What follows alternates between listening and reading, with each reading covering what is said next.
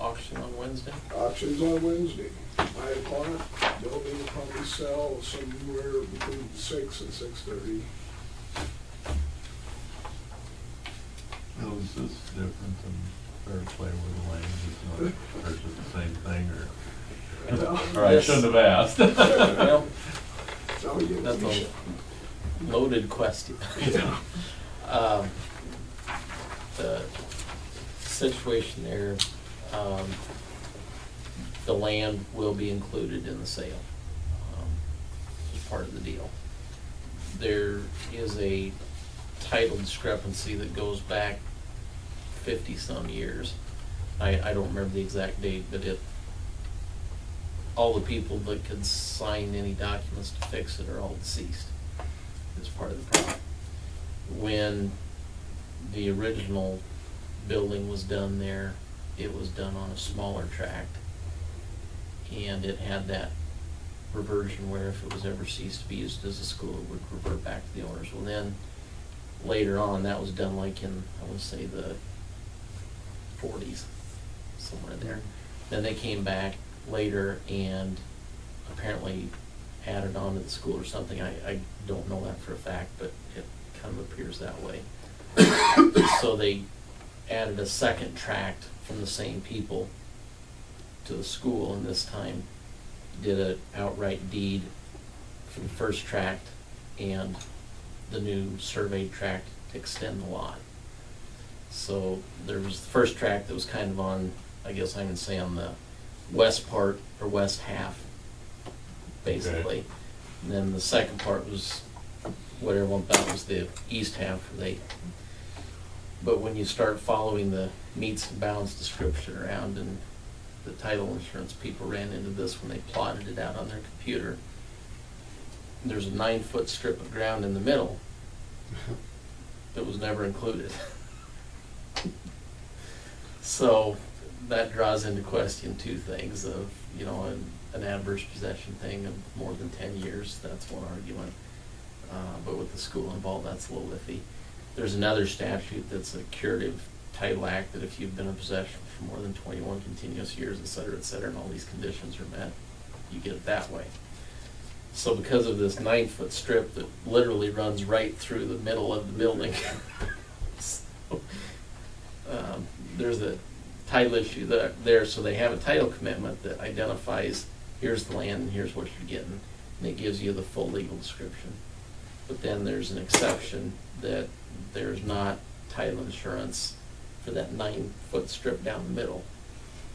So the sale is being conducted as a, basically the school will quit claim or grant to whoever the buyer is all ownership rights that the school has, so you get the same rights as the adverse possession in this 21-year deal that I was talking about.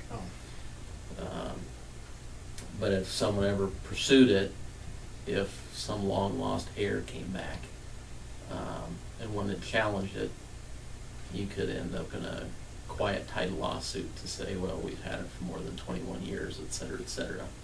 And then the buyer can tack on or bootstrap to the school having it. And so they put together the history of District 88-0010, District 10, I believe was Valleyside number, and then how that went through the order for the State Committee for Reorganization. And it's all that history's there that shows that that's in place. So long story short, yeah, you get the land, but there's that 9-foot strip deal. How much is actually there? Acre, 2 point?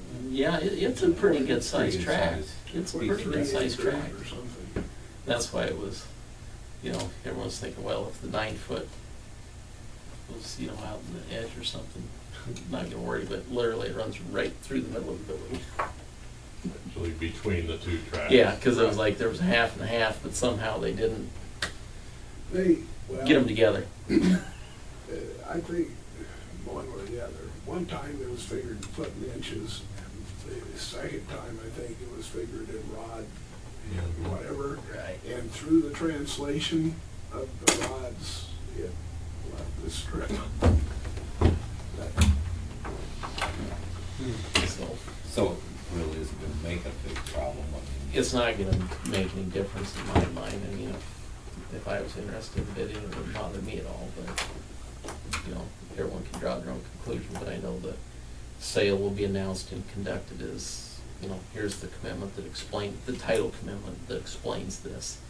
That'll be available for whoever wants it, and then the school is literally just giving a conveyance by quitclaim deed saying, look, we're disclosing this, we're giving you all the rights we have, you can tie it back to the whole time that the school had possession as well. And then that way, if you have to go through the adverse possession type argument and that tacking of that 21 years, you know, clearly it's been there for. It was an 18. Yeah, I mean, the first conveyance was way back, but it goes a long ways. The school's been there for 90 years, about, if I remember right. So I don't know when all this happened, but probably when it maybe. Yeah, when they added that second tract is when the issue came in, is my understanding. Okay. So it's, you know, it's kind of bad that we as a district can't just turn it over to the community and, you know, I wish we could. There is a difference between what we did in Comstock and what this one is, because Comstock, this district actually bought that building. And we were owners where we've only got District The 3. legal result's the same. I realize that back, so, you know, it's just, it would be nice if we could, but we can't, so.